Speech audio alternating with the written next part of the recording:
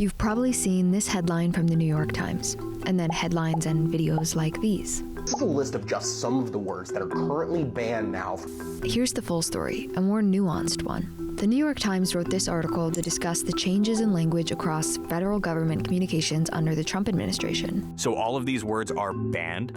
The term banned might be too strong for some of the scenarios, but certain words and phrases have been effectively restricted or discouraged in federal communications under specific administrations. These restrictions can come in various forms, such as removing words from public-facing websites, excluding them from educational materials, or simply advising caution in their use. Does this mean all of these words must be removed from every federal agency? No, it varies. Any term collected in the list was included in at least one agency's list, which does not necessarily imply that other agencies are also discouraged from using it. How did the Times get this list? The article obtained its information from reviewing government memos, official and unofficial agency guidance documents, and other relevant documents that were accessed by the New York Times. The reporters also analyzed changes made to federal agency websites by comparing web pages' content before and after Trump took office to identify deletions or amendments. Words that have been removed are shown in red with strike-throughs, and words that have been added are in green with underlines. Why is Trump doing this?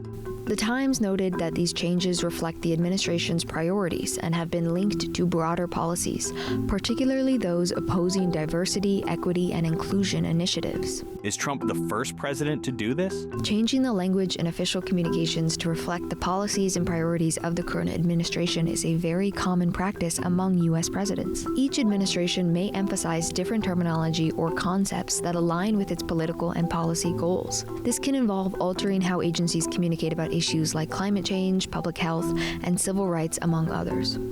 For example, the Obama administration had certain priorities for environmental issues, which were reflected in its public communications and policy directives.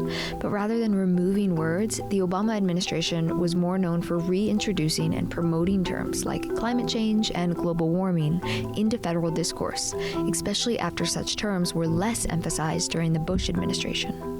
Do you believe that altering language in government communications can significantly impact public policy and perception? Let us know in the comments.